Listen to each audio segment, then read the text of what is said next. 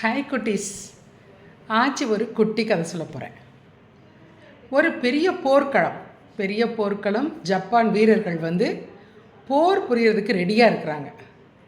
அப்போ அந்த நாட்டு தளபதி அவங்கக்கிட்ட பேச வர்றாரு.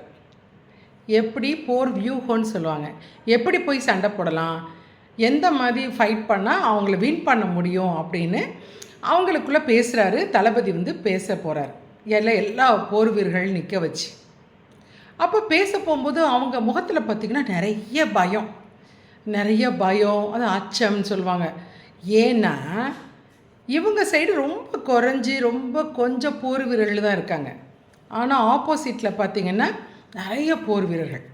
அதனால நம்ம தோற்று போயிடுவோமோ அப்படின்ற ஒரு பயம் இந்த நாட்டில் இருக்க எல்லா போர் வீரர்களுக்கும் அது பயம் இருக்குது, முகத்திலேயே தெரியுது. அப்படி இருக்கும்போது இந்த தளபதிக்கு என்னடா இப்படி இருக்காங்களே எல்லாரும், இவங்கள்ட்ட நம்ம எப்படி பேசி இவங்களை மோட்டிவேஷன் எப்படி வாருக்கு ரெடி பண்ணுறது அப்படின்னு சொல்லிட்டு திங்க் பண்ணிகிட்ருக்கிறாரு தளபதி. அதே மாதிரி அவங்களுக்கு ஒரு பிரேக் கொடுத்துட்டு மறுபடியும் எல்லாரையும் ஒன்றா கூப்பிட்றாரு. எல்லா போர் வீரர்களையும் ஒன்றா கூப்பிட்றாரு. கூப்பிட்டுட்டு இவங்க எல்லாருக்கும் நீங்கள் எல்லோரும் ஏன் பயப்படுறீங்கன்னு எனக்கு தெரியும். ஏன்னா நம்மக்கிட்ட ரொம்ப லிமிட்டடாக தான் போர் வீரர்கள் இருக்கிறோம் நம்ம. ஆனால் ஆப்போசிட்டில் நிறைய போர் வீரர்கள் இருக்காங்க. அதனால் நம்ம தோற்றுருவோமோ அப்படின்ற எல்லாருக்கும் ஒரு பயம் இருக்குது, ஒரு அச்சம் இருக்குது. அப்படி தானே அப்படின்னு கேட்குறாரு. உடனே எல்லா போர் வீரர்களும் ஆமான்னு தலையாட்டுறாங்க. உடனே தளபதி என்ன செய்கிறாரு, ஒரு காயின் எடுக்கிறார், ஒரு நாணயம். அவர் சொல்கிறார், இந்த நாணயத்தை காமிச்சு இதை நான் சுண்டி விட போகிறேன்.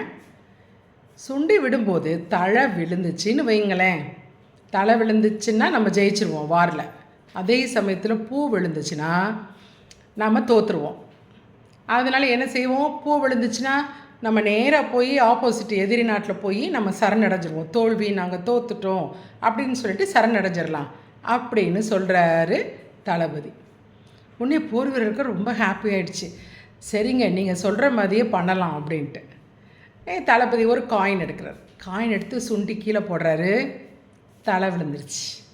தலை விழுந்தோன்னா போர் வீரர்களுக்கு ரொம்ப ஹாப்பி ஆகிடுச்சு. நம்ம கண்டிப்பாக வாருக்கு போகிறோம், நம்ம ஜெயிக்கிறோம் அப்படின்னு எல்லாருக்கும் ஃபுல் கான்ஃபிடென்ட் வந்துருச்சு, நம்பிக்கை வந்துருச்சு. நம்ம மறுநாள் அவங்க வார் எல்லாருக்கும் சண்டைக்கு போகிறாங்க. எல்லா போர் வீரர்களும் போகிறாங்க. ரொம்ப மன உறுதியோடு போகிறாங்க. ஸ்ட்ராங்காக பயங்கர செல்ஃப் கான்ஃபிடென்ஸ், தன்னம்பிக்கையோடு போகிறாங்க.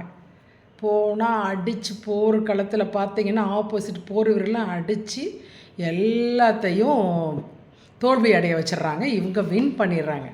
அப்படி இருக்குது கொஞ்சம் லிமிட்டடான கொஞ்சம் போர் வீரர்கள் தான் இருக்காங்க. அவ்வளோ பெரிய போர் படையவே அடித்து தோக்கடிச்சிடுறாங்க. எல்லாருக்கும் ஒரே ஹாப்பி, எல்லா போர் வீரர்களுக்கும் ரொம்ப சந்தோஷம். அப்போ தளபதி தளபதியோட உதவியாளர்னு சொல்லுவாங்க, தளபதி கூடயே இருப்பாங்க. அந்த உதவியாளர் கேட்குறாரு, நம்ம அந்த காயினை போட்டதுனால தானே, அதில் தலை விழுந்ததுனால நம்ம ஜெயித்தோம் அப்படின்னு கேட்குறாரு.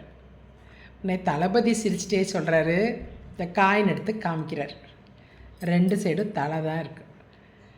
உடனே அவருக்கு ஷாக் ஆகி முழிக்கிறார். 2 சைடு தலை இருக்க காயினை தான் நானே போட்டேன். என்னென்னா, ஒரு வார்க்கு போகும்போது ரொம்ப தன்னம்பிக்கையோடு போகணும். இவங்க யாருக்குமே ஒரு பயம் இருந்தது, நம்ம எப்படி வின் பண்ண முடியுமான்னு எல்லோரும் பயந்துட்டு இருந்தாங்க. கூடி இந்த காயின் சுண்டி விட்டவுடனே தலை விழுந்தோடனே எல்லாருக்கும் ஒரு தன்னம்பிக்கை வந்துருச்சு. நம்மளாம் ஜெயிச்சிருவோம், எப்படி நம்ம வின் பண்ணிடுவோம்னு நினச்சிட்டு வாருக்கு போனாங்க. அதே மாதிரி நம்ம வின் பண்ணிட்டோம் அப்படின்றார்.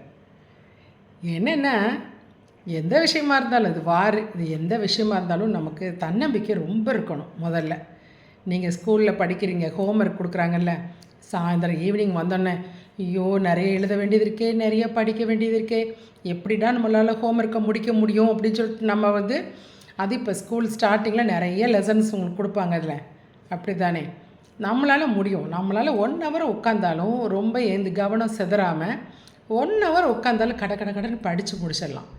ரைட்டிங் ஒர்க்காக இருக்கட்டும், எதுவாக இருக்கட்டும், நம்மளால் முடியும்னு நினச்சிட்டு உட்காருங்களேன்.